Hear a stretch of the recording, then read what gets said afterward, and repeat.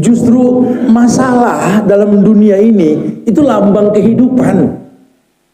Makanya orang mau bertakwa nggak bertakwa, masalah mah ada, lambang simbol kehidupan. Kalau kita pengen nyuruh orang sabar, suruh bagusin iman dulu, enak, tektokannya enak. Ini orang sholat kagak, ibadah boro-boro, ngaji ikro 2 nggak beres-beres, tahsin oga datang, cuma modal hijrah pengen masuk surga bareng Khadijah. Khadijah poncol. Kan kita suka menganggap kayaknya Ustaz nggak beres-beres deh Ustaz, ujian tahu deh ya Allah, bingung, doa udah, minta tolong udah, kayaknya Allah nggak tolong-tolong, Allah lagi yang disalahin. Kalau punya masalah sama suami, jangan curhat sama janda, jadi janda lagi. Pegel sama bini, jangan curhat sama duda, ngeduda urusannya. Fas'alu ahla dzikri in kuntum la ta'lamun. Tanya sama orang yang berilmu supaya ada solusi. Bismillahirrahmanirrahim.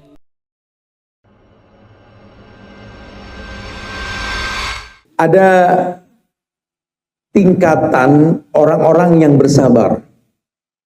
Ada Ibnu Taimiyah itu membuat catatan dalam bukunya Tazkiyatun Nufus. Ada di beberapa tempat kita kaji buku ini. Salah satunya di Masjid Fathahillah bersama Majelis Ta'lim Al-Hijrah. Juga tasfiyah di mana Rumah Gandaria kita kaji, cuma belum sampai babnya. Jadi kalau pada pengen lihat rujukan yang saya sampaikan, ada di buku Tazkiyatun Nufus Taimiyah tentang bab sabar nanti ya. Iya, beliau mencatat ada tingkatan orang yang bersabar. Entah kita di tingkat yang mana nggak tahu. Cuma mukadimahnya begitu. Yang pertama kata Ibnu Taimiyah, yakni manusia dalam kesabaran ini terbagi beberapa kelompok. Kelompok yang pertama, kelompok yang bertakwa dan bersabar. Mereka lah yang diberikan nikmat oleh Allah di antara orang yang mendapatkan kebahagiaan dunia dan akhirat. Jadi kelompok yang pertama, kelompok orang yang bertakwa dan bersabar. Cuma ini kan info, berarti takwa itu kan orang yang beriman, beramal soleh. Karena ujung semua amal yang kita gugurkan, syahadat, sholat, zakat, puasa, haji itu amal. Kita gugurkan, kita lakukan. Ujungnya cuma satu, la'allakum, agar kalian bertakwa. Pendapat orang banyak beranggapan kalau kita punya masalah sholat nanti hilang masalah. Ini pendapat yang mesti diperjelas gitu loh. Karena jangan beranggapan orang yang sudah sholat, orang yang nggak punya masalah. Salah. Kadang-kadang kita iklanin ke teman kan begitu. Ya teman suntuk, kita tegur lu, ngapain bro suntuk amat punya muka. Masalah gotat numpuk, ada udah ya Allah. Padahal dalam agama dijelaskan ujian yang paling berat itu ujian orang-orang soleh. Jadi justru masalah dalam dunia ini itu lambang kehidupan. Makanya orang mau bertakwa nggak bertakwa, masalah mah ada, lambang simbol kehidupan. Makanya kita nggak boleh minta ya Allah jauhkanlah hidupku dari masalah. Paling nggak boleh tuh. Kalau dia sampai minta ya Allah jauhkanlah hidupku dari masalah ya Allah, suruh beli kain kapan. Ini bentar lagi rahimahullah nih orang gitu. Memang hidup ini perpindahan dari satu masalah ke masalah yang lain. Justru Allah pengen kita berilmu dengan masalah. Makanya dijadikan sebagai petunjuk hidup ini Quran. Di Quran semua masalah pernah terjadi. Bahkan sampai Nabi aja diingetin sama Allah. Kata Allah, Nabi, Muhammad, Rasul. Ya, Allah telah jadikan kisah para Nabi sebelummu. Wa kulan naqussu alika sul manusabbita bihi fuadak. Karena manusia, Nabi juga manusia. Yang namanya manusia tuh kalau ngomongin masalah, pasti pengen dianggap masalahnya lebih gede.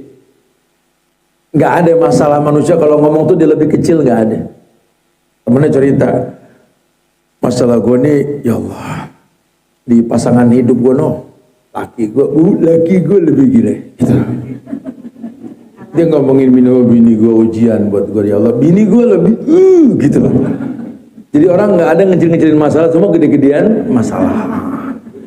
Nah, Nabi ini kan masalahnya paling besar. Ya orang soleh pasti ujiannya paling berat. Cuma Allah kasih bocoran supaya jangan menganggap Allah zolim dalam ujian. Kalau uji manusia itu kan lambang cinta. Makanya beliau mengatakan, Innallaha idza ahabba abdan ibtalahu. Allah itu kalau cinta dengan seseorang, Allah uji. Cuma orang yang dicintai sama Allah diuji dengan masalah, dia tahu mengembalikan semua masalah ke Allah. Inna lillahi. Kamu merasa punya masalah di kantor, di perusahaan kamu, mentok nggak ada solusi. Ya kalau bicara mentok nggak ada solusi, kayaknya masalahnya belum seberat masalah Nabi Musa dah. Diudak sama Fir'aun dan pasukannya, mentok ketemu Laut Merah. Mundur Musa. Sama kita. Kalau dibilang masalah kita sama keluarga kita besar, Allah, Nabi Ibrahim masalahnya sama babanya sendiri, sampai dibakar. Ya, kalau kita di posisi Ibrahim atau enggak ada, kita ngeliat anak dibakar bapaknya, kira-kira sikap kita bagaimana? Kalau enggak nyari ember, gayung, telepon Blanwir. Tapi kan cara kerja Allah enggak. Ketika Nabi Ibrahim bertawakal pada Allah, Allah hanya mengatakan dia nar kuni bardan wa salaman ala Ibrahim, api yang panas dingin loh. Itu cara kerja Allah. Buat Allah nggak ada yang nggak mungkin, dan kita mesti sadar kita ini menyembah Allah yang maha mungkin gitu loh. Makanya ulama sering mengatakan balikin deh ke Allah. Inna lillahi wa inna ilaihi rajiun. Itu ayat memperjelas bahwa kita ini milik Allah, bakal balik ke Allah. Cuma kita sendiri yang suka bikin-bikin sendiri. Innalillahi, ada yang mati tak? Mati di mana sih? Ya kita bilang innalillahi, ada yang mati. Padahal itu ayat kepada kita bahwa alladzina idza asobathum musibah qalu innalillahi wa inna ilaihi raji'un. Orang beriman itu kalau tertimpa musibah, dia selalu berkata kami milik Allah, bakal balik ke Allah. Allah yang kerja sudah. Kalau buat Allah, innama amruhu idza arada syai'an ayaqula lahu kun. Dalam semua permasalahan ya, masalah rumah tangga, pergaulan, persahabatan, apa masalah negara, udah jangan dipusingin deh. Kalau kita udah mentok-mentok, ada Allah, balikin ke Allah. Nanti Allah yang bakal bekerja, dan cara kerja Allah tuh manusia nggak nyampe, nggak bakal mudeng sudah. Kita nggak usah pengen kayak Nabi Musa lempar tongkat laut kebelah, nggak bakal bisa. Ya, atau ada kebakaran nggak usah telepon Blanwir, ya nor kunibar, nggak bakal, gosong tuh orang urusannya. Ya, itu buat orang-orang yang tawakal sama Allah. Nah, yang saya tekankan di sini kata Ibnu Taimiyah, ada tingkatan pertama, orang yang sabar itu orang yang bertakwa dan dia bersabar. Tapi ini yang paling mulia. Kenapa? Karena dia terfokus pada fitrah dirinya. Karena sabar itu kan identik sama ujian yang berat ya. Jadi jangan dibilang sabar itu identik sama ujian yang menyenangkan. Miliaran tat, income-nya tat, oh hidupnya senang, jarang sakit. Sabar tuh orang, agak pas. Dengernya nggak enak di kuping gitu loh. Karena memang hidupnya senang. Kalau mindset kita lah ya, inti sabar tuh pada sesuatu yang tidak menyenangkan gitu lah. Sudah. Jadi Allah akan uji. Makanya kalau dibilang orang yang soleh nggak diuji, salah. Jadi mau orang alim tat, nggak bakal ada ujiannya. Astagfirullahalazim. Ahasiban nasu ayutraku ayyakulu amanna wa hum la yuftanun. Itu di Al-Ankabut ayat 2 Allah mengatakan, apa manusia mengira kalau sudah beriman gak diuji? Allah tanya, ahasiban nas, kamu mengira manusia itu ayutraku ayyakulu amanna, ditinggalin sama Allah gak diuji kalau udah mengatakan amanna kami beriman? Walaqad fatana alladziina min qablihim. Kami telah uji orang soleh sebelum mereka tuh, Nabi Rasul diuji tuh. Ya, diuji. Lagi enak-enak di sorga Adam. Jangan dikasih Hawa. Emang Hawa yang bikin nafsu? Hawa nafsu kan gitu. Bukan Adam yang nafsu, Hawa. Betul.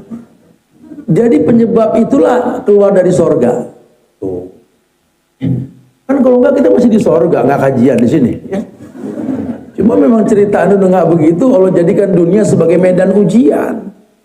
Ya, maka Allah bilang gini, walau syi'na la ataina kulla nafsin hudaha. Kalau aku mau, kata Allah, walau syi'na, kalau kita mau, ataina kulla nafsin hudaha, kan kuberikan hidayah ke semua orang. Ya Allah mah encer banget. Ya, lawang orang buta huruf, nggak bisa baca, nggak bisa nulis, bisa bawa Quran yang grammarnya tinggi banget itu. Nabi Muhammad kan begitu. Orang yang betul-betul lemah diberikan kekuatan seperti Musa tadi, Ibrahim dan Nabi yang lainnya. Buat Allah nggak ada yang nggak mungkin lah, semuanya mungkin. Ya, buat menjadikan Romawi tunduk sama orang-orang Arab ya di zaman perang Yarmuk, nggak perlu Khalid bin Walid yang turun, rembonya Islam yang nggak pernah kalah. Abu Ubaidah bin Zaro yang mimpin perang, Koleb kabur Heraklius, sampai diabadikan kata-katanya di dinding batu di Yarmuk sana tuh, ya di pojokan Yordan itu, ya, udah mengarah ke Tibet di Golan itu. Apa dikatakan? Salamun alaika ya Surya, salamun laliku abada. Tunggang langgang malu. Allah bisa bikin orang hebat kayak Heraklius kacau kalah sama orang yang kecil itu. Selamat tinggal Surya, selamat tinggal dan selamat tinggal yang tak mungkin ku injak lagi kamu di sini. Malu aku katanya. Kalau buat Allah nggak ada yang nggak mungkin. Makanya jangan pernah menganggap ujian ini kayak nggak punya solusi. Tinggal mindset kita yang mesti dirubah. Kita ini punya Allah yang maha mungkin dan mengembalikan semua ke Allah untuk dapat kemungkinan. Ya, Allah sudah bilang dengan bahasa yang tegas bahwa la yukallifullahu nafsan illa wus'aha. Allah nggak mungkin uji manusia di luar batas kemampuan. Ya, itu yang pertama. Ada orang yang bertakwa dan bersabar. Ini yang paling utama nih. Karena dia nggak merubah fungsi hidup. Dia tercipta untuk beribadah. Pokoknya susah senang yang penting sholat. Susah senang yang penting baca Quran. Susah senang yang penting bisa berpuasa di bulan Ramadan. Susah senang yang penting bisa umroh, bisa haji. Ini orang Masya Allah. Pokoknya orientasi cuma satu, yang penting ibadah. Dikasih sakit, dikasih menderita, nggak ngefek. Kayak perkataan Nabi Ayub. Beliau mengatakan dengan tegas, ya, ketika beliau terkena penyakit, apa kata Ayub? Ani masaniyadur, aku ini sakit. Wa anta arhamur rahimin, kau maha pengasih, maha penyayang. Di situ dia udah nggak lagi minta sembuh, karena sudah sakit yang teramat sangit. Dia cuma mengatakan, kau maha pengasih, maha penyayang. Ambil semua nikmat yang kau berikan padaku, tapi jangan ambil lidahku. Biarkan lidah ini selalu memujimu, berzikir padamu. Jadi udah dia nggak peduli. Dan dulu para sahabat begitu. Mereka betul-betul tidak berpikir tentang fisik. Yang mereka pikirkan bagaimana kalau besok nggak bisa beribadah. Ya, jadi dia takut juga kalau besok nggak bisa beribadah. Sehingga kalau anaknya menikah, dirinya menikah, atau siapapun yang menikah, selalu diingatkan sama dia. Barakallahu lak wa baraka alik wa jama bainakum fi khairin. Tolong. Ikatan kamu mendatangkan keberkahan. Nikah sama dia. Tapi ingat, setelah nikah kira-kira agamamu bagus gak sama dia? Nikahin dengan dia. Kira-kira dengan nikah dengan dia, ibadahnya bagaimana? Orientasinya ibadah. Enggak mikir yang lain. Karena yang dia tahu ini, hidup ini ya beribadah. Wa ma khalaqtul jinna wal insa illa liya'budun. Tidaklah aku ciptakan jin dan manusia kecuali untuk beribadah. Terserahlah Allah mau kasih kita tinggal di Jaksel, di Tangsel, atau di luar kota, terserahlah. Pokoknya yang penting kuburan kita sama. Komplek boleh beda, sama, modelnya milenial sama jadul, nggak ngefek, lubang kuburnya mirip. Ya, kita punya modal bisa beli lubang yang mahalan dikit di pojokan Kerawang, San Diego. Kenapa mesti beli di sono? Malaikatnya beda, pakai dasi kupu-kupu. Juga ngarang, sama aja, nggak beda. Cara matinya mirip, ya. Kata Nabi apa? Inna ruh idza qubida tabi'ahul basar. Ruh ketika dicabut itu mata yang ikut. Sama. Mandi ini juga sama, orang kaya orang miskin emang beda. Kalau orang kaya pakai shower tat suruh diri, enggak, sama. Kalau orang kaya tat urung batangnya beda, sama. Dari mana beda? Katanya pakai remote. Gak ada gitu-gituan. Udah sama, udah. Kita cuma beda di dunia dan itu gak ada masalah. Karena hidup ini ya kalau nggak sabar ya syukur, kan begitu. Kalau nggak kaya ya bukan masalah kaya atau miskinnya, kaya bersyukur, miskin bersabar. Tuh bisa nggak tuh, itu yang paling penting. Kenapa? Karena Allah sudah mengatakan, qad ja'alallahu likulli syai'in qadran, semua sudah punya ukuran. Ya kamu tahu dia, tapi ingat dia bukan kamu, kamu bukan dia. Mencontoh dia boleh. Ya, cuma ingat kamu bukan dia, dia bukan kamu. Tugas kita cuma bersyukur atas nikmat. Yang kedua, golongan yang kedua, orang yang memiliki ketakwaan dan dia merasa nggak nyaman dengan sakitnya, dia gerutu. Karena apa? Ibadah keganggu. Kayak model kita, saya suka nanya dulu sama ayah saya sebelum beliau meninggal. Waktu masih muda dulu suka minta umur panjang nggak, Bah? Ya iya, kita minta umur panjang, Han. Terus apa nih umurnya panjang sekarang gimana? Ya pas sudah dikasih bingung juga. Udah panjang umur kayak gini di rumah sendiri, anak yang kita ajarin jalan pergi nggak balik-balik. Anak yang kita ajarin ngomong mulu sampai pegel gitu ya. Seumuran kita nih, Han, ya Allah, nafsu masih gede, kemampuan nggak ada. Pengen sholat tahajud, maksain melek, pasang beker, pagi vertigo. Vertigo kan kalau nggak diobatin naik vernya, vertigo, verampe, verlimo, naik terus. Jadi bingung, Ustaz. Bingung, Anda bingung. Pengen makan semua, dokter udah ngasih wanti, awas, jangan lebih-lebih. Jadi serba salah. Ya, jadi kita bincang buat apa, kita bingung akhirnya. Pengen silaturahmi, nyebrang aja deg-degan. Ini orang tua sendiri yang ngomong. Ya, ternyata kita tuh nggak digiring untuk minta umur panjang. Walaupun Nabi bilang khairukum man tala umruhu wa hasuna amalu, sebaik-baik kalian yang paling panjang umurnya, bagus perbuatan, itu jarang. Islam itu cuma ngebahas kualitas usia, bukan jumlah bilangan angka usia.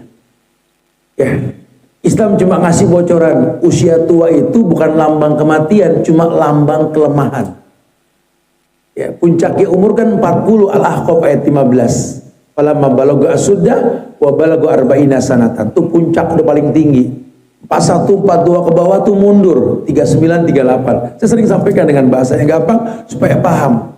Kita ini di umur 50 nih kayak umur 30. Sebenarnya turun bukan naik. Makanya umur 55 itu kayak umur 25. Ya Masya Allah. Nah disitulah ketika mindset kita dirubah sama Belanda, 55 suruh pensiun. Justru Nabi Muhammad awal perangnya itu umur 55. Ghazwatul Rasul khamsa wa khamsin, 55. 28 kali perang Rasul di usia 55 sampai 63. Kita di sini dibikin kalau udah mulai 50, 55 udah mulai lemes, diajak ngomong udah kurang enak. Sedangkan ngomongin sama suplemen. Padahal Nabi pengen kamu sadar di usia 55 itu kamu mateng. Orang umur 55 jadi pejabat, orientasinya sudah akhirat. 55 paling 2 kali pemilu lagi umur, betul. Apa yang mau dihayalin? Udah mulai berpikir kalau besok diwafatin bekal kita apa nih? Taruh kata kita meninggal, banyak keluarga sekeliling kita mentalikinkan kita, tetap yang sakit kita yang ngalamin. Innalil mauti lasyakarat. Sakit ketika menjelang kematian itu si mayit yang merasakan. Anak ngingetin la ilaha illallah, la ilaha illallah, mama la ilaha illallah. Kita ngerasain sakit.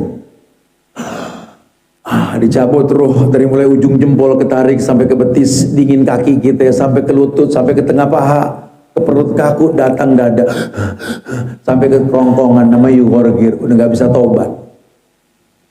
Cabut meninggal gitu. Sakit. Dikuburkan pun kita sendiri. Yang nganter banyak 3. Sanak famili, keluarga, amal. Sanak famili, keluarga, balik, yang tetap amal. Ya kita lihat semua pada pulang. Kita lihat suara sendal pun kata Nabi kedengeran. Ninggalin kita sendiri kita.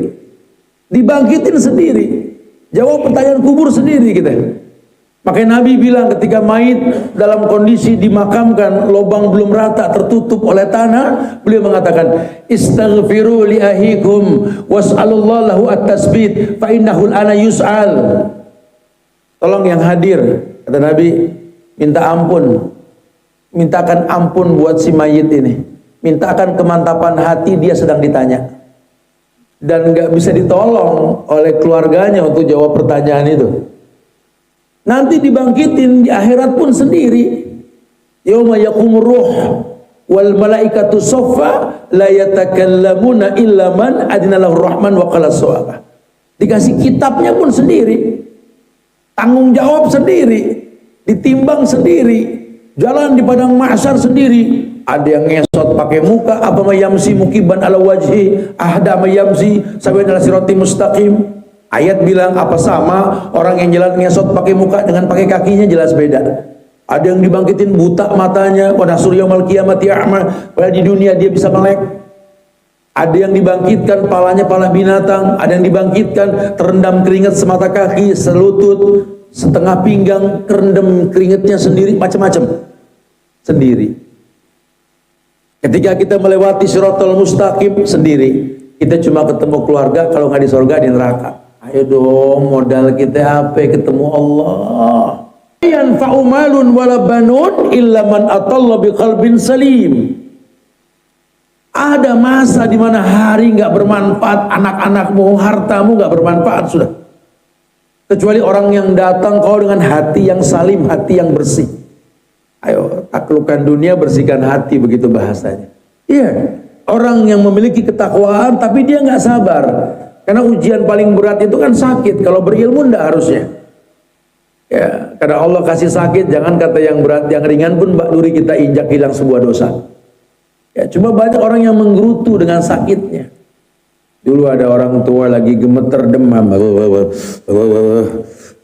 Nabi tanya, ma'asobaki, apa yang kau rasakan wahai wanita? Kata ini perempuan, apa asobani al-humma, lah apa? Dia bilang, aku terkena demam dan nggak ada enak-enaknya di demam. Kata Nabi, la tasubul humma, jangan kamu hujat itu meriang, demam. Yang namanya meriang demam itu ngerontokin dosa kayak api ngerontokin karat pada besi.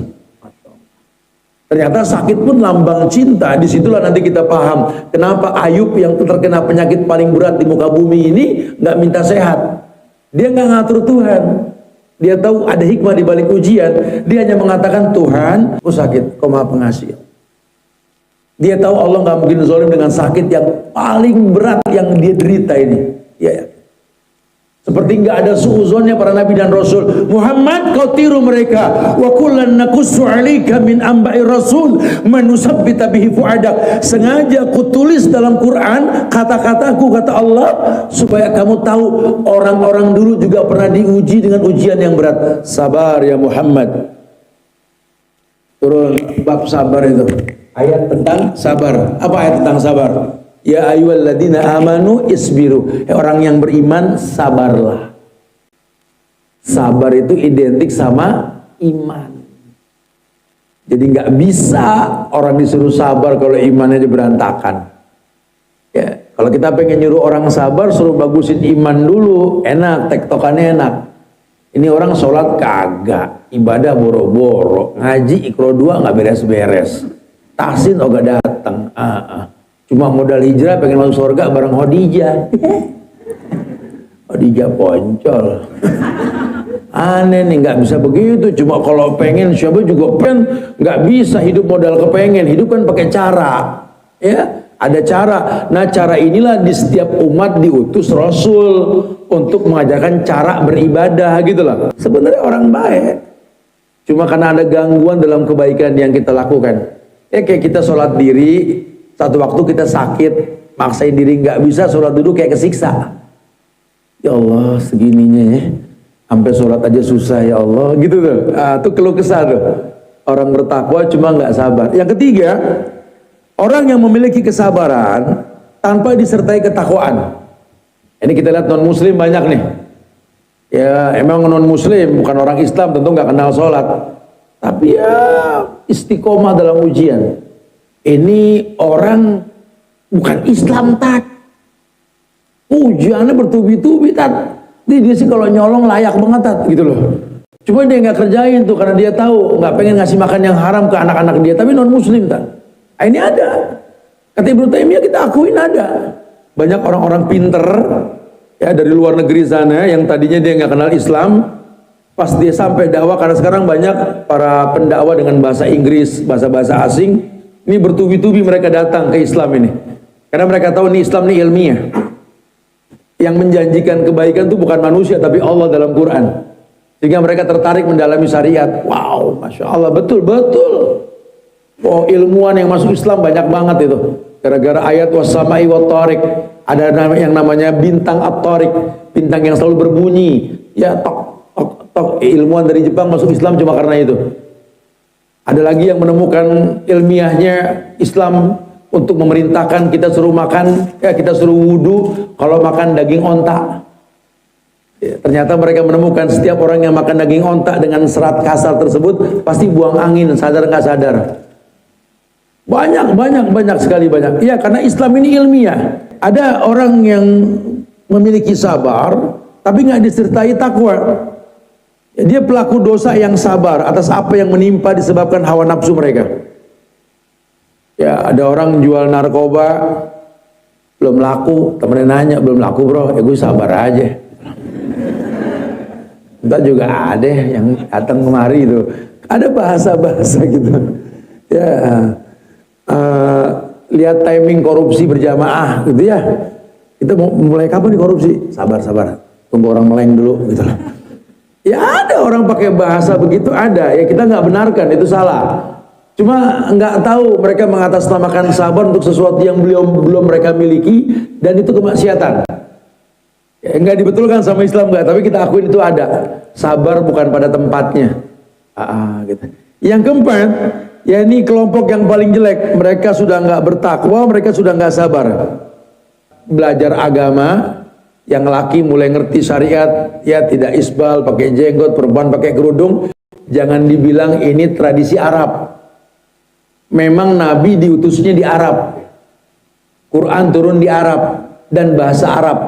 Tapi nggak pernah kita temukan dalam Quran ya ayyuhal Arab, nggak ada. Hei orang-orang Arab. Tapi ya ayyuhan nas, hei manusia secara umum. Ya ayyuhal mu'minun, hei orang beriman dimanapun berada.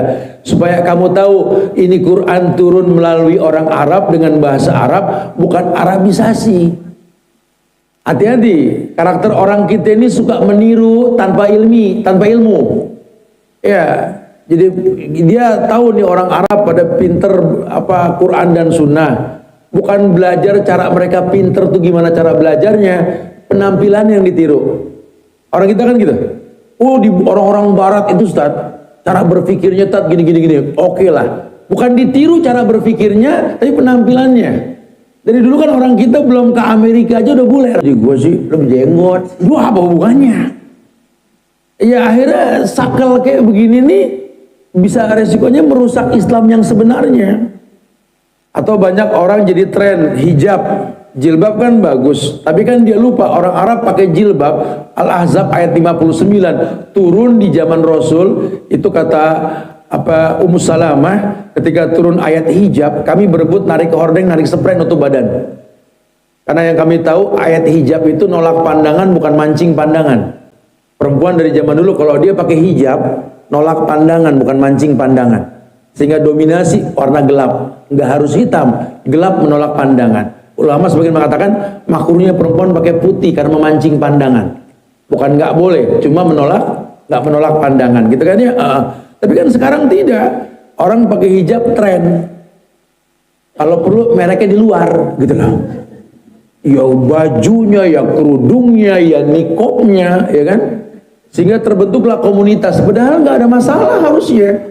Namanya orang, ya akhirnya memancing ide untuk kreatif. Mulailah bikin kelompok-kelompok pengajian dengan baju satu merek. Foto bareng dah. Cetrat. Kelompok merek ini, merek itu tuh ya. Akhirnya fitnah terjadi. Ini yang terjadi nih. Makanya Allah sudah bilang innal insana khuliqa halu'an. Manusia itu diciptakan berkeluh kesah. Hukum asal manusia itu berkeluh kesah.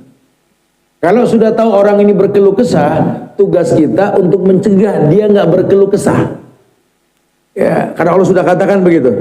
Idza massau syarru jazu'an. Kata Allah, ini manusia kalau ditimpa kesusahan, dia berkeluh kesah. Jazu'an. Jadi orang yang lemah, orang yang terus dikomplain aja loh. Padahal kalau dia berilmu, setiap masalah yang diujikan sama dia, karena lambang cintanya Allah, kita pasti kuat. Ya, cuma ya nggak tahu, karena dia nggak tahu nikmat Allah berbentuk ujian, ujian membuat dia berkeluh kesah. Padahal Allah kan tidak mungkin zalim. Kata Allah, ini haram tu zulma ala nafsi. Aku ini Allah mengharamkan kezoliman dalam diriku. Tidaklah sebuah takdir ku takdirkan tak ada kezoliman di dalamnya, kata Allah. Aku sama dia gitu loh. Aku berani adu pengajian, banyakkan aku loh gitu loh. Tapi kok kayaknya dia nggak diuji-uji, aku diuji mulu gitu kan? Itu keluh kesah. Padahal kalau dia berilmu tentang Allah yang menguji orang yang kuat, makin kuat tuh makin kuat ujian. Hati-hati loh, kita tumbuh di keluarga, di antara saudara kita paling menonjol, pinter, ekonomi gampang, siap-siap ujian. Ya, karena Allah tahu kamu yang bakal siap diuji untuk mereka. Ketika kamu sukses, jangan berkeluh kesah. Udah lama saudara, tiap lihat muka kita kayak ngeliat ATM, pengen gesrek mulu gitu. Ya nggak apa-apa, untung saudara minta. Coba kalau nyolong kan begitu. Kan mendingan dia minta ke kita yang bagi. Coba kalau minta-minta ke orang, kita yang malu. Lagi pakai rumus, duit ente itu duit Tuhan. Jangan suka bakhil. Boleh duit aneh, tak keringet aneh. No kangkuli berkeringet nggak punya duit, gitu loh. Nggak gitu bahasa agama. Anfik, unfik alik. Kamu sedekahin, Allah sedekahin kamu. Nabi yang ngomong, mana qasat shadaqatum mimalin, nggak kurang harta karena sedekah. Ini yang ngomong Rasul loh. Rasul yang ngomong, mana qasat shadaqatum mimalin, tidak kurang hartamu karena sedekah. Dan sedekah yang paling baik itu zawil kurba wal yatama wal masakin. Yang berhak dapat sedekah kamu yang pertama kerabat dekat. Siapa kerabat dekat? Kalau laki-laki ibunya, ayahnya, istrinya, anaknya, keluarganya. Jangan jauh-jauh kita lempar uang kita. Wallahi, yang dekat dulu. Sampai orang dulu suka bilang, jangan semut di seberang lautan jelas kelihatan. Nikah aja di bubuk mata nggak nampak, jangan. Memang harusnya.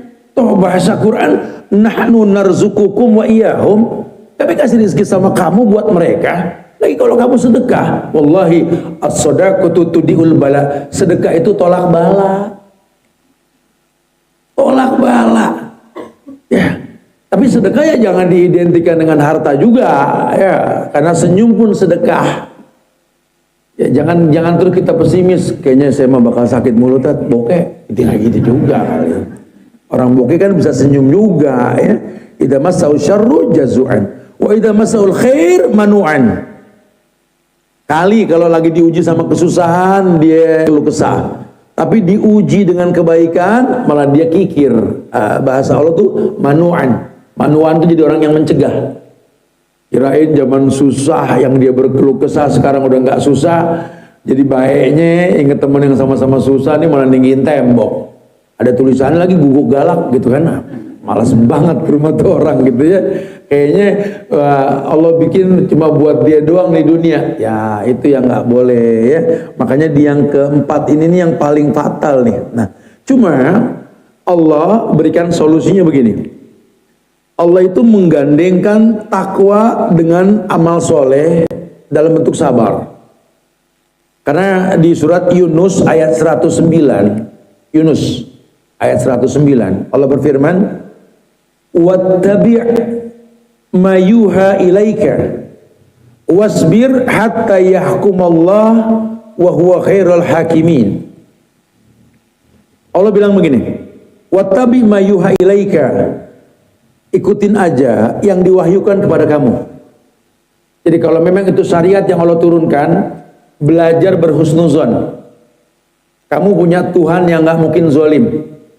Kalau Allah ciptakan kamu buat beribadah, susah seneng dengar ajan sholat, susah seneng dengan nggak dibaca. Lambang cinta kita ke Allah baca Quran, biar kata sedikit. Sempet rame di Jakarta ini kan, one day one juice, terusin tuh ya, one day one juice Sekarang udah jangan one day 2 juz, 3 juz, 4 juz gitu loh ya. Kalau bisa ditambah, ini enggak cuma tradisi dulu one day 1 juz. Sekarang lupa naruh juz di mana tuh. Ya, jangan, harusnya kita kembangkan karena dikatakan wattabi ma yuha ilaika, ikuti yang diwahyukan kepada kamu. Wahyu itu apa sih? Ya Quran. Ikutin. Ya, wasbir hatta yahkumallah. Kemudian kamu sambil sabar sampai turun kebijakan, keputusan Allah. Ya, kan kita suka menganggap kayaknya Ustaz nggak beres-beres deh Ustaz. Ujian, tahu deh ya Allah, bingung. Doa udah, minta tolong udah, kayaknya Allah nggak tolong-tolong, Allah lagi yang disalahin. Ya kita ngedoain Palestina, kok tetap aja Ustaz ya, kayaknya nggak ada yang bantu mereka.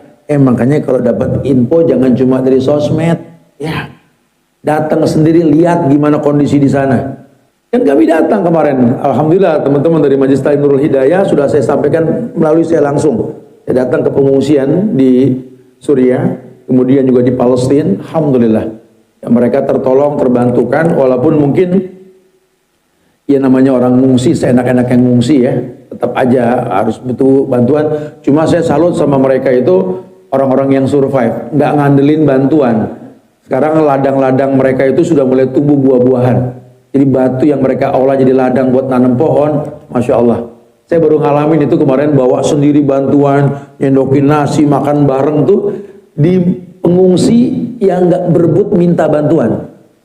Ibu pegel sama bapak, kan? Bapak lebih pegel sama ibu, gitu kan? Ini ketika ibu pegel-pegelan, bapak pegel-pegelan, jangan terus berkeluh kesah. Kan saya udah bilang, kalau punya masalah sama suami, jangan curhat sama janda, jadi janda lagi. Pegel sama bini, jangan curhat sama duda, ngeduda urusannya. Fas'alu ahla dzikri in kuntum la ta'lamun. Tanya sama orang yang berilmu supaya ada solusi. Orang yang berilmu akan mengatakan, udah gini, kalau pegel-pegelan pastilah masing-masing. Lawang memang dua-duanya nggak sempurna, manusia mana yang sempurna? Coba mulai berpikir, hubungan kalian ini mendatangkan ibadah atau tidak? Maksudnya bagaimana? Kamu kalau pegel sama bapak, bapak pegel sama ibu, solusinya sholat nggak? Alhamdulillah saya kalau udah pegel saya mendingan sholat, saya nangis, cakep. Saya apa ya? Kalau udah nggak kuat saya bangun tahajud, saya ngadu dah sama orang, percuma tat ngadu malah jadi dikumpulin jejak digital saya, jadi punya salah sama dia gitu loh. Masya Allah. Mulai alhamdulillah Ustaz, saya makanya sekarang tiap melihat suami saya istighfar, astagfirullah gitu. Jadi masalah baru lagi nanti, yang nggak usah digituin juga. Tapi ukur diri kamu dengan ibadah. Karena Allah pengen ujian itu alladzina idza asabathum musibah qalu inna lillahi wa inna ilaihi raji'un. Allah pengen begitu. Wattabi ma yuha ilaika wasbir hatta yahkumallahu wa huwa khairul hakimin. Kenapa? Karena Allah itu maha pemberi keputusan. Allah yang tahu. Kamu kalau nggak diuji sama masalah, nggak pernah nangis sholat. Kamu kalau nggak ada masalah, jarang kumpul di masjid. Punya masalah lu kumpul kayak mecin, betul kan gitu. Kalau lagi nggak ada masalah, lagi nyari si Saleh 50, Saleh 30, pusing dikit, pengajian di mana? Pengajian gitu ya. Tuh Allah tahu dia mah mendingan punya masalah ngumpul sama orang baik, gitu ya. Cara Allah begitu. Atau mungkin dibalik, ya jangan ngiri sama teman yang mungkin hidupnya gampang, hartanya gampang, rezekinya gampang. Bukan dia nggak punya masalah, cuma model-model masalahnya beda. Ya, nah ukurnya dengan ibadah. Kita ngelihat pasangan romantis, dia situ simbol keromantisan, akur, rumah tangga nggak pernah ribut, siang dia berdua, sore dia berdua, malam dia wisata kuliner berdua. Emang hidupnya berdua, nggak ada orang lain gitu ya. Cuma begitu Ustaz, kalau subuh bareng duha, kesiangan mulu tuh berdua, gitu loh. Ya romantis dari mana kalau begitu? Hubungan yang baik itu membuka peluang pintu sorga, bukan menutup kemungkinan masuk sorga. Jangan suka menurut kita, baiknya menurut Allah. Makanya Allah pengen udah apapun kondisinya, wattabi, ikutin. Ini perintah. Kullu amrin fil Islam wajib. Mayuha ilaika, yang diwahyukan sama kamu, wasbir hatta yahkumallah wa huwa khairul hakimin. sampai datang keputusan Allah. Nggak usah takut, nggak akan pernah bisa air dengan minyak bersatu. Allah yang bakal pisahin. Ibu pegel lihat bapak di luar macam-macam. Bu, udah, daripada ibu pusing mikirin, bagusin agama. Ibu yang soleha buat laki-laki yang soleh, Allah yang bakal jaga dia. Sebaliknya Pak, kita dekat ke pengajian, dekat sama Allah, lelaki soleh buat perempuan soleha. Itu rumus Pak. Karena kita nggak bisa tahu batinnya orang, kita nggak tahu hati orang. Coba kalau kita pakai rumus perempuan soleha buat laki-laki soleh, laki-laki soleh buat perempuan soleha, biar Allah yang ngatur. Rezeki, maut, jodoh, orang nggak ada yang tahu kapan. Kita cuma disuruh jadi orang soleh. Rezeki datang ketika soleh, manfaat rezeki. Ya, maut datang kita soleh, husnul khotimah. Jodoh datang ketika kita soleh-soleha, wallahi kita bermanfaat buat pasangan kita, bukan cuma ngambil manfaat dari dia. Karena mindset kita kan dirubah dengan pemahaman yang salah. Orang kalau berhubungan itu mikirnya manfaat dia apa buat kita. Padahal yang paling baik, litaskunu ilaiha, mulailah berpikir manfaat kita apa buat dia. Selama kita bermanfaat, berjalan ini hubungan. Tapi kalau kita sudah nggak bisa mendatangkan manfaat, hilanglah kemuliaan hubungan. Begitulah bahasa agama. Khairun nas anfa'uhum linnas. Karena sebaik-baik manusia itu yang paling bermanfaat buat manusia lain. Ya, kita disuruh jadi orang yang paling bermanfaat. Ustaz, tadi dibilang watabi mayuha ilaika. Suruh ikutin yang diwahyuin. Apa yang diwahyuin? Surat Hud ayat 114. Dirikan sholat pada kedua ujung siang, pagi dan petang. Maksudnya apa? Subuh, zuhur, asar, maghrib, isya, gitulah. Jadi bahasanya gitu. Ada pagi, ada petang, ada pagi, ada malam, ada siang, ada malam, gitu ya. Wa aqimis shalah. Wahyu yang paling pertama diperintahkan setelah kita bertauhid, sholat. Tolong sholat. Sesedih apapun, sesenang apapun, sesulit apapun, segampang apapun, sholat. Ayo kita gaul bro, jadi anak gaul. Jangan sampai kita nggak bergaul. Karena Nabi bilang al-mu'minul ladzi yukhalitun nas wa yasbiru ala ma'adahum afdalu minal mu'minil ladzi la yukhalitun nas wa la yasbiru ala ma'adahum. Orang beriman yang baik imannya, bersabar ketika menghadapi orang yang kurang baik imannya, lebih mulia ketimbang orang beriman yang baik iman tapi nggak mau bergaul. Gaul. Jangan ngurung diri. Orang Islam itu ujung agamanya itu khiyar. Orang yang paling bisa maklumin orang lain. Kata Nabi, lihat, buktikan dengan pergaulan. Nabi bergaul sama orang Yahudi. Beliau bergaul sama orang Nasrani sampai masuk Islam. Siapa itu? Salman Al-Farisi. Itu pendeta. Orang Kristen tulen itu. Dan beberapa sahabat lain yang pakar agama saat itu. Nabi bergaul. Dibuktikan dengan tingkah laku ilmiahnya Nabi itu, Masya Allah. Buktikan dengan tingkah laku. Jadi orang makin alim, makin bergaul. Ya, kecuali kalau dia lihat pergaulan mendatangkan mudarat. Usulul fiqh yang keluar, darul mafasid muqaddam ala jalbil masalih. Mencegah yang buruk terjadi lebih dikedepankan ketimbang melakukan kebaikannya. Ada bab tersendiri. Aku tuh pengen gaul Ustaz, cuman jadi bandel. Entar ya jangan gaul kalau gitu ya. Tetap dalamin agama supaya bisa bergaul. Karena dakwah yang paling gampang dakwah pergaulan.